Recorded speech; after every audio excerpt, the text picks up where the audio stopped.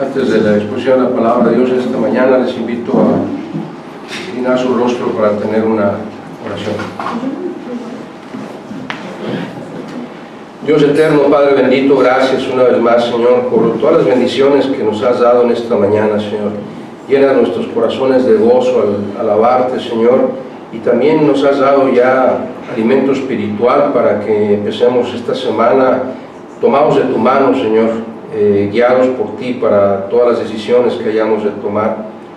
En esta hora, Padre, suplicamos que tu Santo Espíritu sea derramado en nuestros corazones, en nuestras mentes, que no haya absolutamente nada que nos distraiga, Señor, de escuchar tu voz. Sé tú quien hable, Padre. No permitas que salgan de mi boca palabra corrompida, palabra contraria a tu verdad, Señor, sino aquella que sirva para edificación de nuestras vidas, de tal forma que seamos cada día mejores, Señor, que cada día podamos servirte más y más. Suplicamos estas bendiciones y agradecemos todas tus bondades en el nombre bendito de tu Hijo Jesucristo, Redentor y Salvador nuestro. Amén. Amén.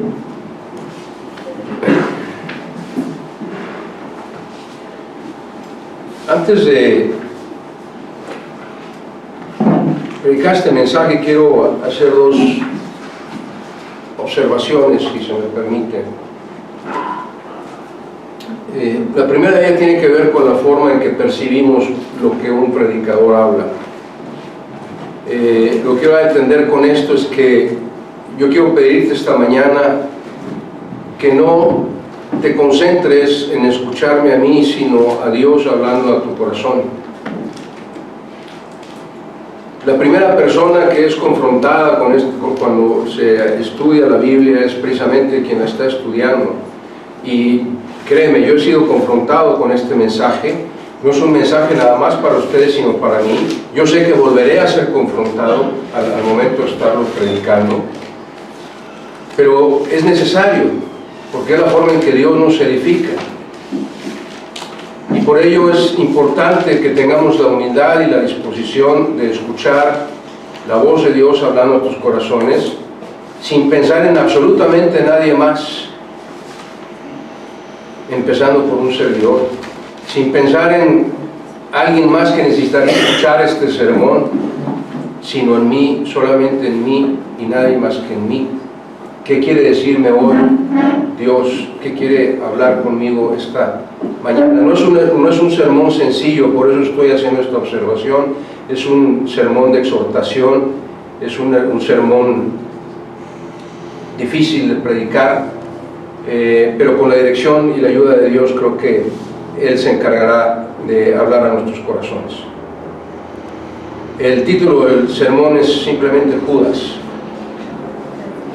Judas. Y hay 4 pasajes en las Escrituras en donde se especifican los nombres de los apóstoles. Si quieren tomar nota de ellos, si no, pues vamos una vez a Lucas capítulo 6 y le voy a dar las citas en donde se narran los nombres de los 12 apóstoles. Hay 13 de los evangelios y una en Hechos. Lucas capítulo 6 es donde tendremos la lectura esta mañana. Y también en Mateo capítulo 10, versículos 2 y 4, en donde a Judas, hermano Jacobo, se le llama Lebeo, por sobrenombre Tadeo. Y luego en Marcos capítulo 3, versículos 13 al 19, y en este de Lucas están los 12 nombres de los apóstoles, y en todos ellos terminan los 3 pasajes diciendo algo muy similar. Refiriéndose a Judas Iscariote y lo señalan como el que lo había de traicionar. Y el otro Judas tenía nombre, se llamaba Lebeo, por sobrenombre Tadeo, y después lo conocemos como Judas Tadeo, pero es el mismo, es uno solo. ¿Okay? Y el otro pasaje donde están los nombres de los apóstoles, pero solamente 11, es en Hechos, capítulo 1, versículo 13, porque Judas Iscariote ya había muerto. Son los 4 pasajes en donde podemos ver los nombres de los apóstoles. Y vamos a leer aquí en Lucas, capítulo 6, del versículo 12 al 15.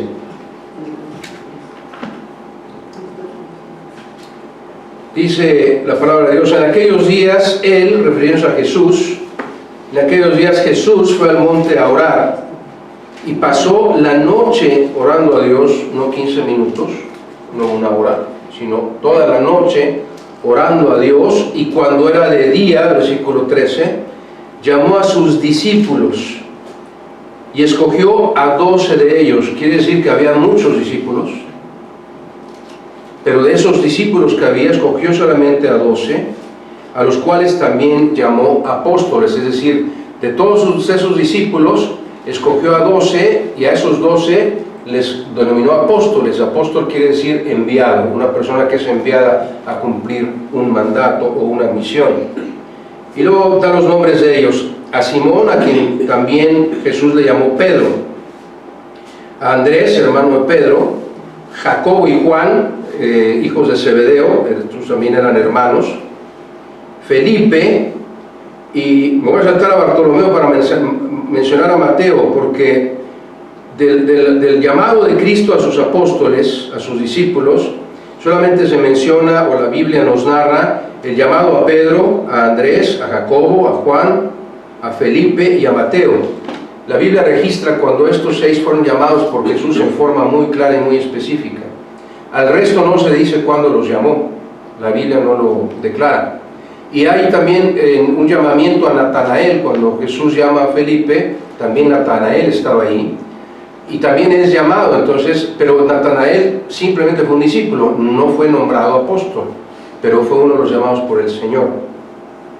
Y luego Bartolomé, Tomás, Jacobo, hijo de Alfeo, Simón, llamado Zelote porque era cananista de la tribu de los zelotes; Judas, hermano de Jacobo, este es aquel que a veces se le reconoce como Judas Iscariote, perdón, Judas Tadeo; y Judas Iscariote, que llegó a ser el traidor.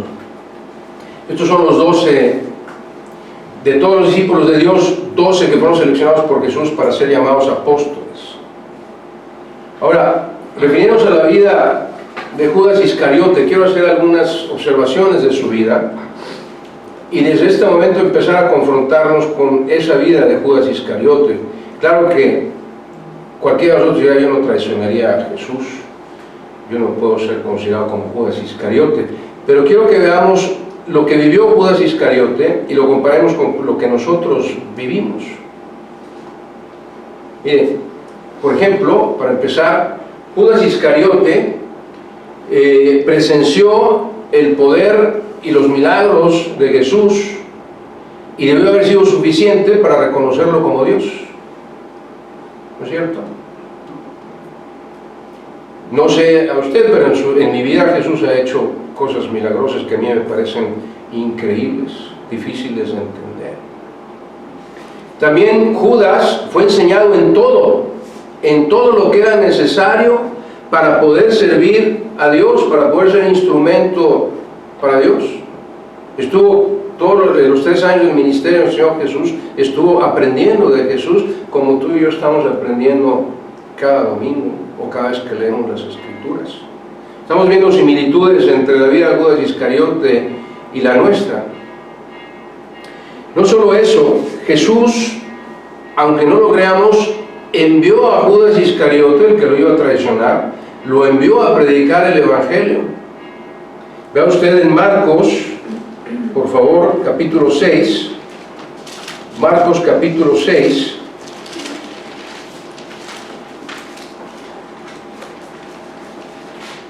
versículos 7 al 13,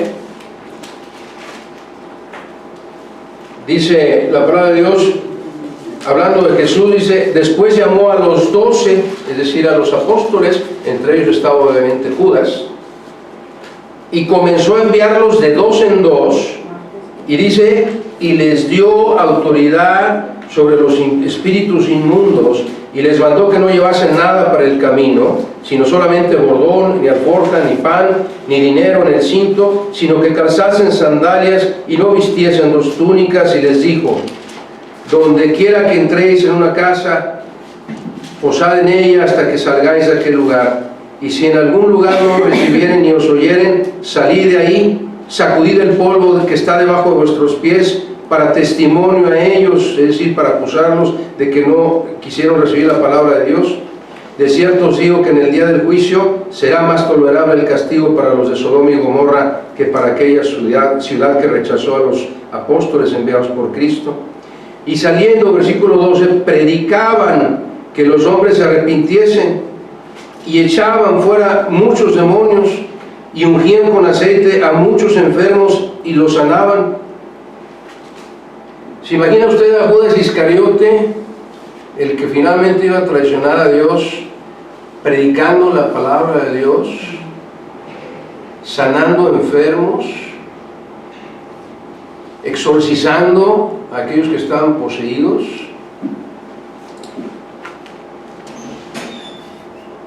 Jesús le dio ese poder. Además de ello, Judas Iscariote tenía el ministerio de la administración de las ofrendas, así como alguno de nosotros tiene algún ministerio o algún encargo. Dice Juan, el Evangelio según San Juan, capítulo 12,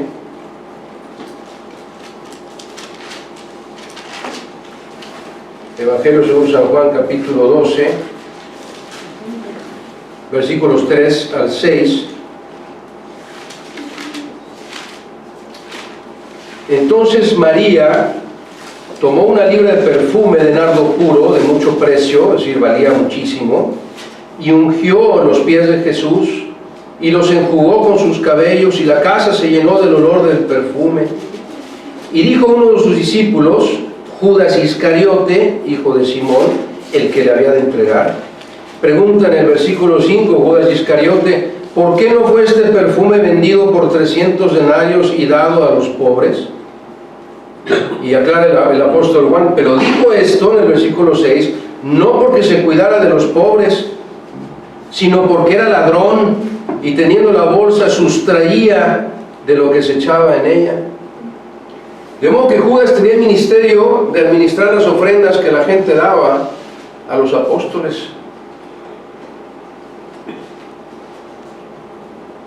Y finalmente, una característica más de Judas: acompañó al Señor Jesús y participó de la cena del Señor. Jesús le lavó los pies a Judas Iscariote, aquel que lo iba a traicionar. Y Judas Iscariote participó en la cena del Señor como lo acabamos de hacer nosotros. A veces cuando pensamos en este personaje, nada más nos acordamos de su traición y de cómo murió y de las 30 piezas de plata que le dieron, y es todo lo que nos acordamos de él, pero si lo analizamos bien, su vida tiene muchas similitudes con las de los cristianos.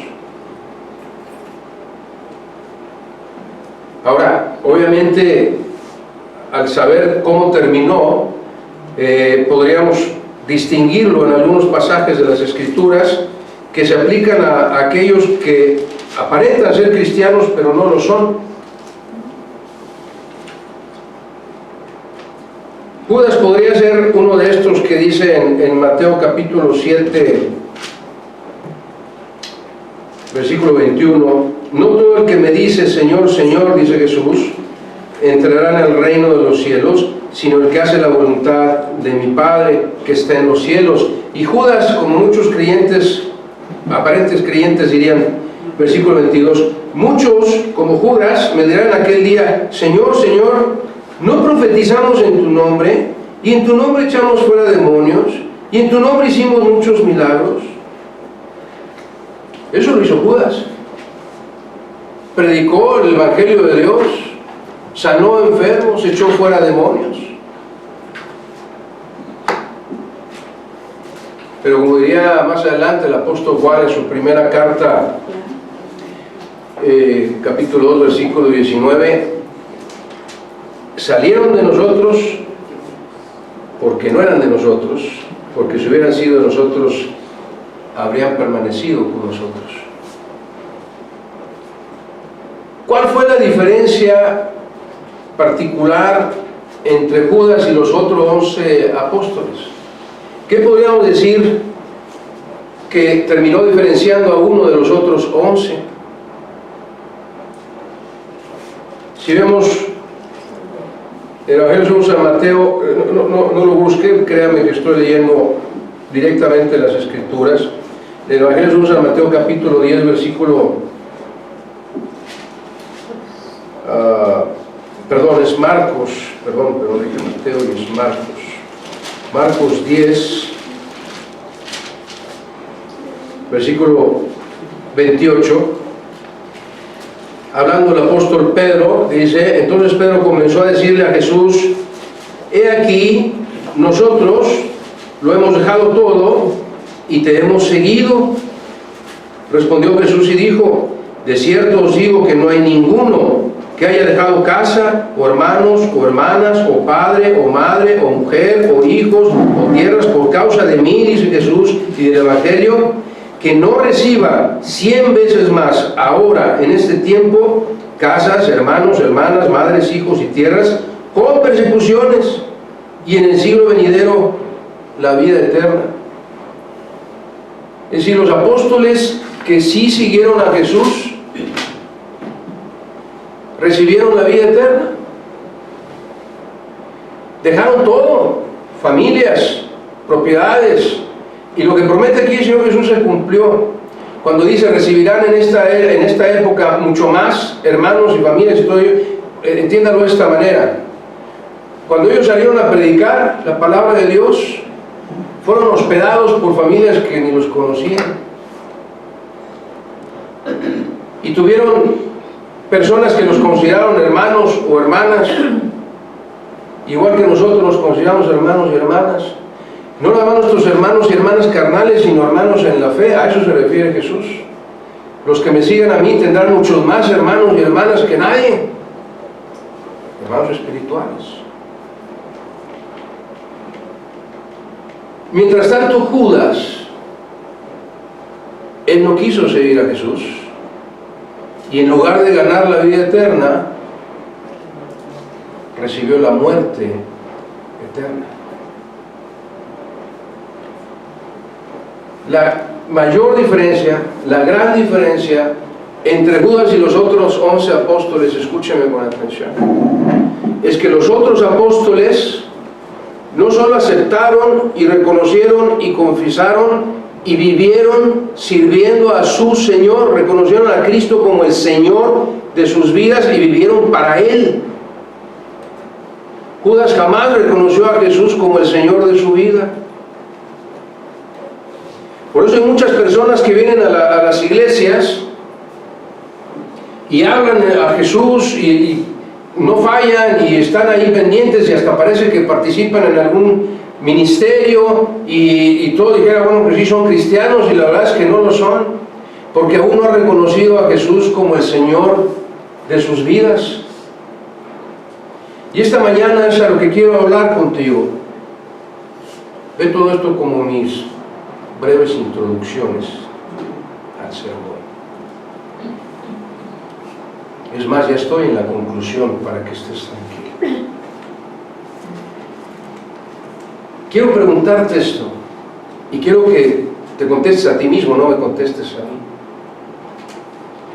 ¿Puedes con toda sinceridad, con toda certeza, referirte a Jesús como el Señor de tu vida?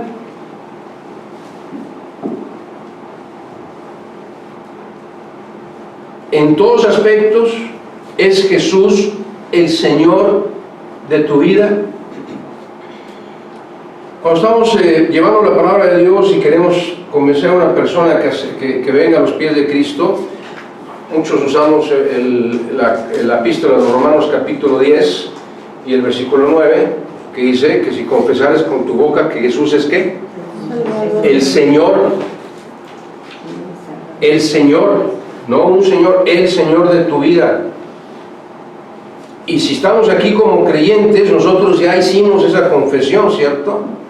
En un momento de nuestra vida dijimos, sí, Jesús es mi Señor. ¿Qué tanto es realmente Jesús el Señor de tu vida? El apóstol Pablo se refirió a esto en Gálatas 2:20, un versículo que se saben de memoria, recítelo conmigo. Con Cristo estoy juntamente crucificado, y ya no vivo yo, mas vive Cristo en mí. Es decir, ya no soy yo el Señor de mi vida, ahora Cristo vive en mí. Cristo es el Señor de mi vida. Y lo que ahora vivo en la carne, lo que hago con este cuerpo, del tiempo de vida que Dios me da, lo vivo en la fe del Hijo de Dios, el cual me amó y se entregó a sí mismo por mí. Esa es la descripción del señorío de Dios en la vida del creyente. Ya no vivo yo, ya no hago lo que yo quiera, sino que vive Cristo en mí. Ahora hago lo que Él quiere. Él es el Señor de mi vida. Y hay algunas áreas de nuestra vida que quisiera que analizáramos juntamente todos. Manténgase atento a esta predicación, porque es importante para su vida como lo fue para la mía. Por ejemplo, déjame preguntarte, no son preguntas para que me contesten, sino para que las analice cada uno de nosotros, ¿sí? ¿Es Jesús el Señor de tu vida en cuanto a tu espíritu y a tu cuerpo? ¿Es Jesús el Señor de tu vida en cuanto a tu espíritu y a tu cuerpo?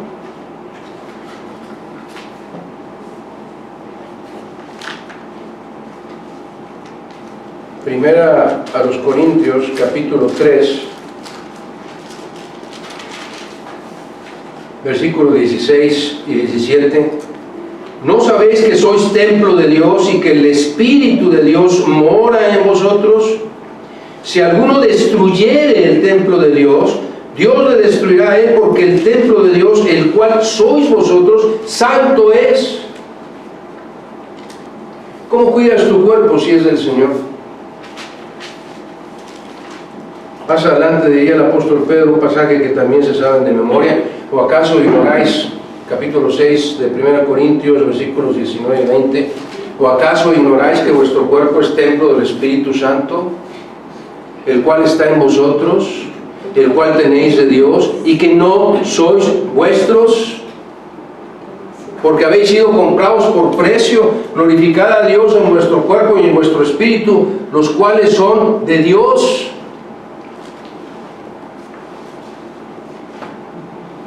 Si Dios es el Señor de tu vida, es el Señor de tu cuerpo. Tu cuerpo es el templo del Espíritu Santo. ¿Realmente lo cuidas? Cuando tienes que tomarte un medicamento, ¿te lo tomas? Cuando te dicen no comas esto porque te hace daño, no tomes, no voy a decir marcas aquí, pero no tomes ese refresco que tanto daño te hace. Yo también he sido confrontado, hermanos, con este pasaje. ¿Qué estamos haciendo con el templo del Espíritu Santo? ¿Realmente lo estamos cuidando? ¿O seguimos siendo el Señor de nuestro cuerpo? Le decimos a Jesús, perdóname Jesús, pero el Señor de mi cuerpo soy yo, y yo voy a hacer con mi cuerpo lo que yo quiera.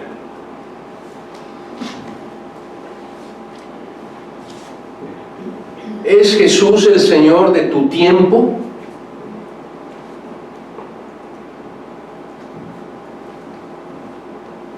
¿Administras tu tiempo de tal forma que puedas adorar a Jesús como Él quiere que lo adores? Salmo 92, enséñanos a contar nuestros días de tal forma que traigamos al corazón sabiduría. No sabemos lo que va a pasar en el momento siguiente.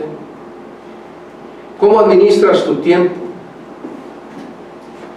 Voy a hacer todo lo que tenga que hacer en el día, y lo que me sobre te lo doy, Señor.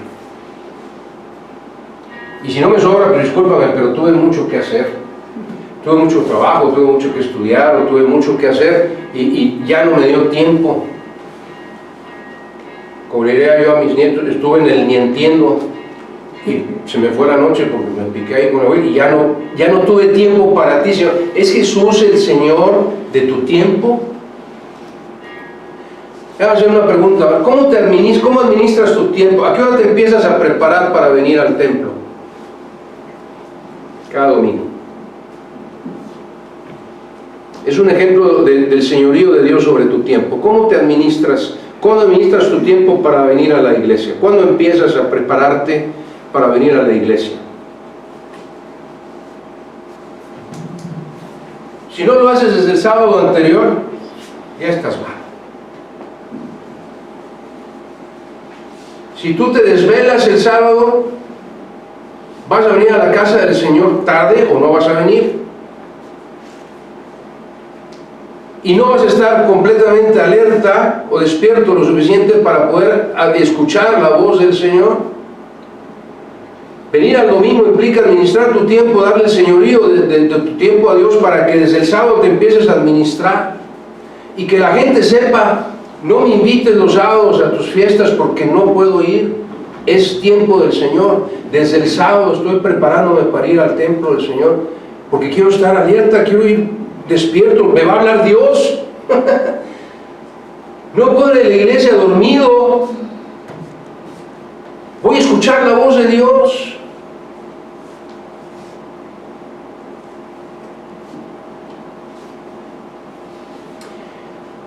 ¿Es Dios el Señor de tus finanzas? Ya va a empezar el pastor con eso. ¿Es Dios el Señor de tus finanzas? Estoy preparando un tema acerca de las falsas enseñanzas acerca del diezmo. Y una de esas falsas enseñanzas que es una excusa para mí, porque la Biblia, no para mí, bíblicamente es una excusa, no es una razón. Dicen que el diezmo y la ofrenda jamás ha sido en dinero. Y yo no respondo a eso con mi forma de pensar, sino con lo que dice la Biblia. Si usted va al Evangelio según San Lucas, capítulo 18, y ve el versículo 12,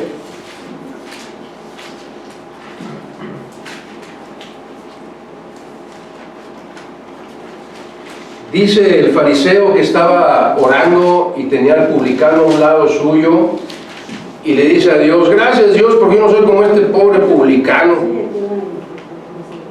Y dice, ¿cómo dice el versículo 12? Ayuno 2 veces a la semana, ¿y qué? Doy diezmos ¿de qué? De todo lo que gano. Si usted gana manzanas, pues dé diezmo de manzanas. Si usted gana becerros, pues dé el diezmo de becerros. Pero si usted gana dinero, tiene que dar el diezmo del dinero que gana. No, pero bueno, pero la ofrenda debe salir del corazón. Lo que Dios ponga en el corazón, sí es cierto. Y la ofrenda no necesariamente tiene que ser dinero. Puede ser. ¿Y qué diríamos a Marcos, capítulo 12?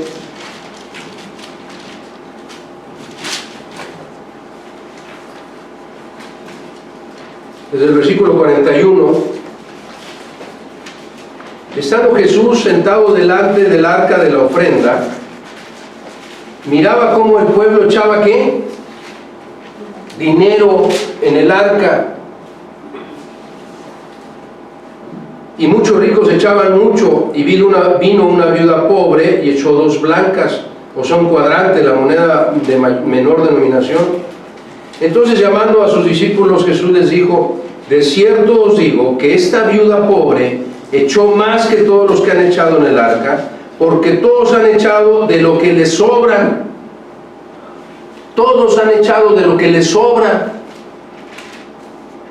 Pero esta, de su pobreza, echó todo lo que tenía, todo su sustento. Entonces, cuando viene el domingo, cada primer día de la semana, dice el apóstol Pablo, poner aparte algo según hayáis prosperado.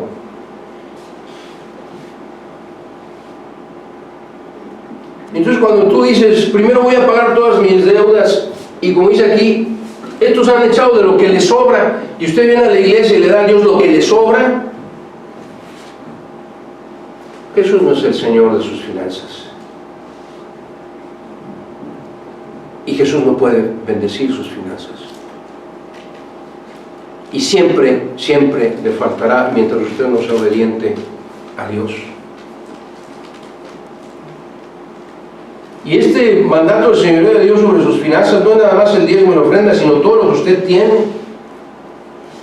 Ageo 2:8, mío es la plata, mío es el oro, dice el Señor. Y escúcheme, lo dije el domingo pasado en el estudio de la tarde, Dios, no es que Dios necesite tu dinero o el mío, Él no necesita nada, Él es el dueño de todo. Pero todo lo que pone en tus manos sigue siendo de Él, no nada más el 10% y la ofrenda.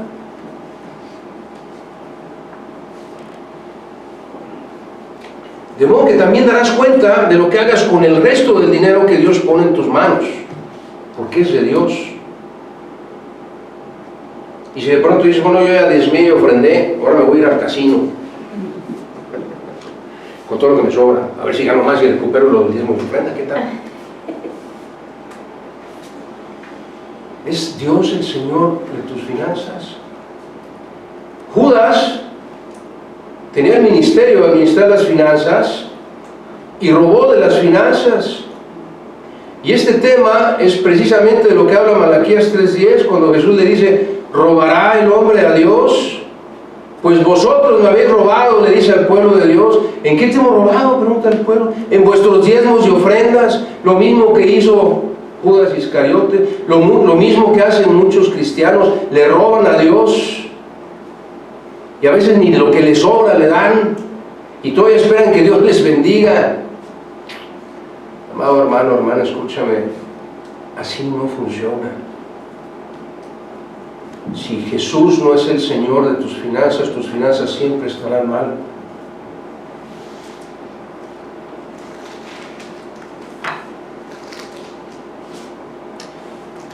Si sabe usted que Dios le ha dado al menos un don, él lo dice la palabra de Dios, ¿verdad? Cuando recibimos a Cristo como nuestro Salvador, Él nos sella con su Santo Espíritu y nos da al menos un don. ¿Qué hace usted cuando se presenta la oportunidad de servicio?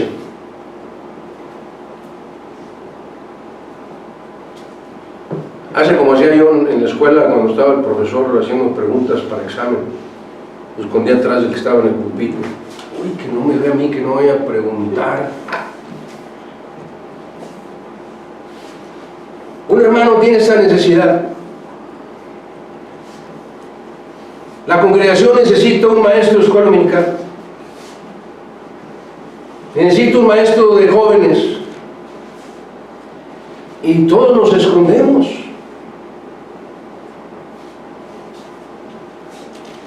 Los dones que Dios da son para ponerlos por obra, no hay duda de ello. Romanos 12, desde el versículo 6 dice, de manera que teniendo diferentes dones, según la gracia que nos ha dado, fíjese, después de que Dios nombra cada don, explica lo que se tiene que hacer con él.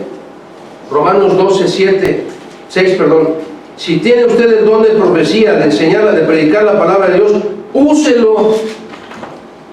Versículo 7, si tiene el don de servicio, sirva. Si tiene el don de enseñanza, enseñe. Si tiene el don de exhortación, exhorte. Si tiene el don de repartir, hágalo con liberalidad. El que preside, administra con solicitud. Y el que hace misericordia, hágalo con alegría. Ningún don es para guardarlo. Es para ponerlo por obra, para la gloria de Dios.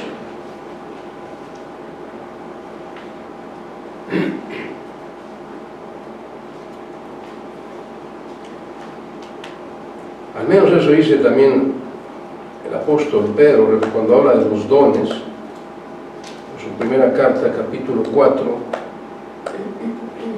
versículo 11. Si alguno habla, hable conforme a las palabras de Dios. Si alguno ministra, está hablando de los dones Pedro, ministre conforme al poder que Dios da.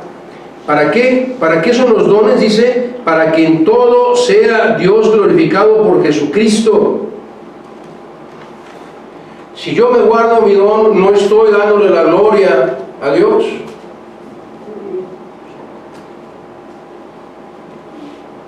¿De qué me sirve tener un don si no lo uso? Y sabes, hermano, te lo digo de todo corazón. Romanos 14:12 dice, porque de todo daremos cuenta.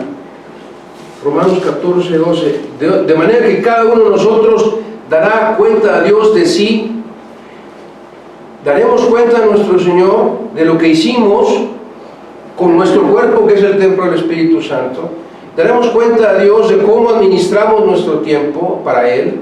Daremos cuenta a Dios de cómo administramos nuestras finanzas para Él. Daremos cuenta a Dios de cómo usamos o no usamos nuestros dones para su gloria. De todo daremos cuenta. Entonces vuelvo a preguntar, ¿es Jesús el Señor de cada una de las áreas de tu vida?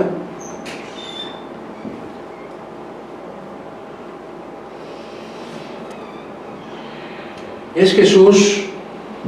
Voy a plantearlo de otra forma. ¿Hay alguien o algo más importante en tu vida que Jesús? ¿Hay alguien o algo más importante en tu vida que Jesús? Digo, nuestro Señor en Mateo capítulo 10,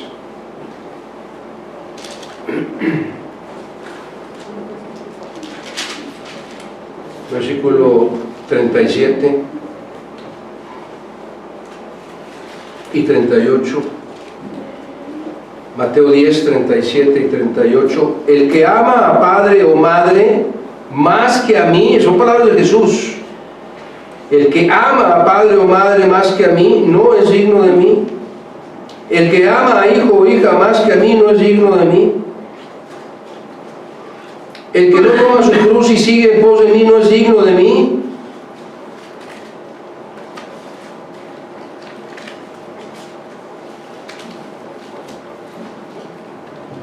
Tristemente he escuchado a muchos creyentes que no vienen a la iglesia o muy temprano, o nada más vienen a sermón, o ni a sermón vienen, o no se pueden quedar en la tarde porque tienen algún compromiso familiar. Déjame preguntar esto, ¿cuál es el mandamiento en Éxodo 20? ¿Cuál es el mandamiento respecto al día del Señor?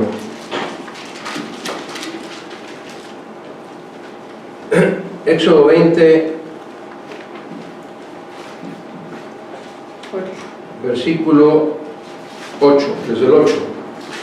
Dice, acuérdate del día del reposo, ¿para qué? Para santificarlo, apartarlo, separarlo para Dios, el día de reposo. Jesús dijo, yo soy el Señor ¿de qué?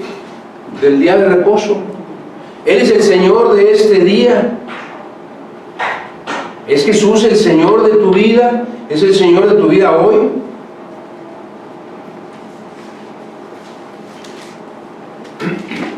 Versículo 9, fíjate la instrucción del Señor. 6 días trabajarás y harás toda tu obra, mas el séptimo día es reposo para Jehová tu Dios. No hagas en él obra alguna. Lo que está diciendo el Señor, el mandamiento es clarísimo. Yo te voy a dar 6 días. 6 días son todos tuyos. Administralos de tal forma que el día séptimo no tengas absolutamente nada que hacer más que venir a mi casa a santificar ese día. No al sermón, el día. Es muy claro, dice, no hagas obra alguna, ni tú, ni tu hijo, ni tu hija, ni tu siervo, ni tu criada, ni tu bestia, ni tu extranjero que está dentro de tus puertas, porque en 6 días hizo Jehová los cielos y la tierra, el mar y todas las cosas que en ellos hay, y reposó en el séptimo día. Por tanto, Jehová bendijo el día de reposo y lo santificó. El día es de Él. Es Jesús el Señor de tu vida, es el Señor en Jesús, es el Señor de tu día, de este día que Dios te está dando. 6 días trabajarás, harás toda tu obra, pero el séptimo es para mí, dice Dios. Ahora déjame decirlo, y lo digo con el corazón en la mano, y no, por favor, no te sientas ofendido. No soy yo, es la Biblia que está hablándote, es Dios el que está hablándote. Si tú tienes un empleo que te impide venir a la casa del Señor desde la hora de la escuela dominical hasta que termine el día para estar en la casa del Señor, porque tienes que santificar, separar el día para Él. Si tú tienes un empleo que te lo impide, bíblicamente hablando, no es posible que Dios te haya dado ese empleo. ¿Cómo diría Dios? Quiero que santifiques el séptimo día, pero te voy a dar un trabajo para que no puedas ir. Es incongruente, no es posible. O te voy a dar un trabajo para que trabajes hasta la 1 de la mañana del domingo y vengas a mi casa todo adormilado. Ese trabajo no te lo dio Dios. Dios no se contradice a sí mismo. Y si Él quiere que vengas y santifiques este día, te va a dar el trabajo que necesitas para que puedas hacerlo. Pero si Dios no es el Señor de tu tiempo, si Dios no es el Señor de tu vida, si Dios no es el Señor de tus finanzas, si Dios no es el Señor de tu día, pues seguirás viviendo lo que tú quieras vivir. Pero no le llames Señor si no es el Señor de tu vida. No todo el que me diga Señor, Señor entrará en el reino de los cielos, sino el que hace la voluntad de mi Padre. Y si tú ya estás en una situación que te impide venir a la casa del Señor, hay un trabajo, una situación, circunstancia que te lo impide, ora a Dios para que te quite eso y dile: Señor, yo quiero de todo corazón que tú seas el Señor de mi vida, todos los días de mi vida, pero especialmente hoy, Señor, porque quiero santificar este día para ti. Y me voy a preparar desde el sábado para no desvelarme y para poder estar temprano en tu casa de oración. Y no me va a importar si tengo compromisos familiares. Es más, quiero demostrarte que tú eres el Señor de mi vida. Y le voy a decir a toda mi familia: ¿saben qué? Conmigo no cuenten, ni sábado ni domingo, conmigo no cuenten. Tengo que prepararme para estar el sábado en la tarde, es mi día de preparación para ir a la casa del Señor. Todo el domingo conmigo no cuenten. Y no puedo trabajar. Aquí dice Dios que no puedo trabajar, no puedo hacer nada el domingo más que santificar su día. No me alcanza el tiempo. Entonces Jesús no es el Señor de tu tiempo.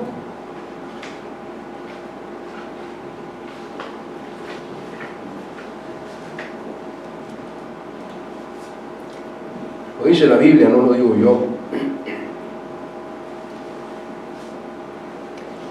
Si nos comparamos con Judas Iscariote, y entiéndeme, a mí me está confrontando Dios esta mañana, no sé a ti, pero a mí me está confrontando Dios esta mañana con este sermón. No lo veas como que nada más yo estoy hablando, yo también estoy siendo confrontado con este sermón. Hay muchas áreas de mi vida que tengo que cambiar y darle a mi Dios el señorío de mi vida. Comparado con Judas Iscariote, ¿cómo cuidas tu espíritu y tu cuerpo? Él terminó ahorcándose. ¿Cómo administras el tiempo de vida que Dios te da? ¿Robas de la bolsa, como hizo Judas Iscariote? ¿O es realmente Jesús el Señor de tus finanzas? Cuando Dios te ofrece una oportunidad de servicio, ¿te escondes? Es que no tengo tiempo porque tengo mucho trabajo, porque acabo muy cansado, porque no puedo servir a Dios. Entonces no le llames Señor de tu vida. Él te dio el don para que lo pongas por obra. Jesús le dio a Judas Iscariote el don de ir a predicar la palabra de Dios, igual que nos lo dio a ti y a mí.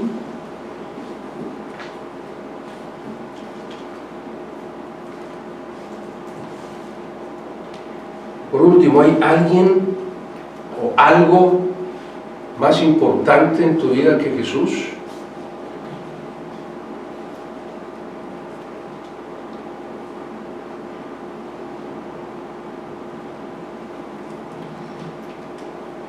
¿Es Jesús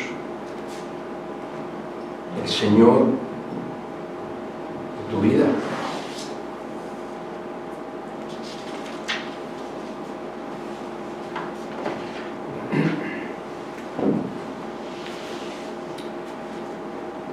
Hay áreas en nuestra vida que tenemos que entregar a su señorío. Y tal vez no podamos entregarlas todas de un solo golpe, pero podemos empezar al menos con una. De todas las áreas en tu vida que tú sabes y reconoces que no le has dado a Jesús el señorío de tu vida, por lo menos toma una. Y dile: Señor, yo quiero que tú seas el Señor de mi vida en esta área en particular.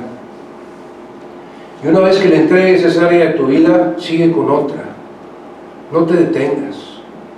El Señor debe ser el Señor de toda tu vida, en todas las áreas de tu vida, no solo en algunas. No puedes decirle: Señor, con mis finanzas no te metas, con mi tiempo no te metas, con mi cuerpo no te... pero sí voy a ir a la iglesia. El Señor debe ser el Señor de tu vida. Si confesares con tu boca que Jesús es el Señor, tienes que demostrarlo. Tenemos que demostrarlo. Con hechos, no con palabras. Y otra vez lo digo de veras, de corazón. Si te sabes este himno, ¿te acuerdas lo que dice el coro? ¿No? Pon ahí el coro, por favor. El coro. Ahí.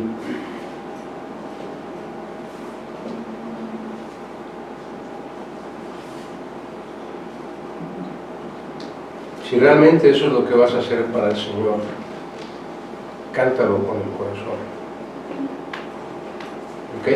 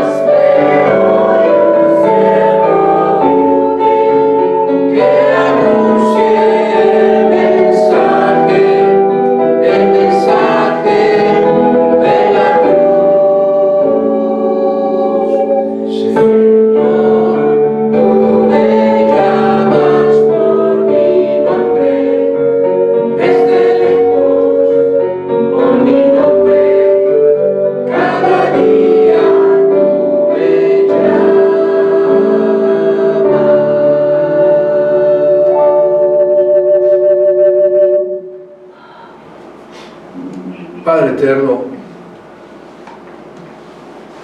Dios de toda consolación, Dios de toda misericordia, Dios de todo amor, gracias por tu paciencia, Señor, para con tu pueblo. Gracias porque por tu misericordia no hemos sido consumidos, Señor. Siempre somos hallados faltos, Padre. Siempre hay algún área de nuestra vida en que no te hemos dado el señorío. Y esta mañana, Señor, estamos ante tu presencia suplicándote que tomes nuestra vida, Señor, para tu gloria. Escucha la voz de cada uno de los que estamos aquí presentes, Señor. Tú sabes qué área de nuestra vida necesitamos entregar a tu señorío. Danos sabiduría y danos también humildad, Señor, para rendirnos ante ti, para entregar eso que aún hemos mantenido como si fuera nuestro, Señor. Que lo pongamos en tus manos para que tú lo uses para gloria tuya. Lo rogamos, Señor, como iglesia, como tu iglesia.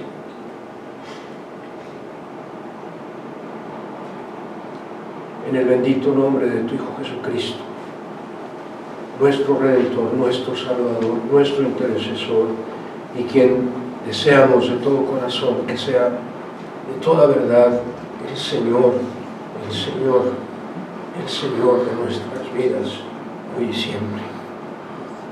Amén. Puede tomar su lugar.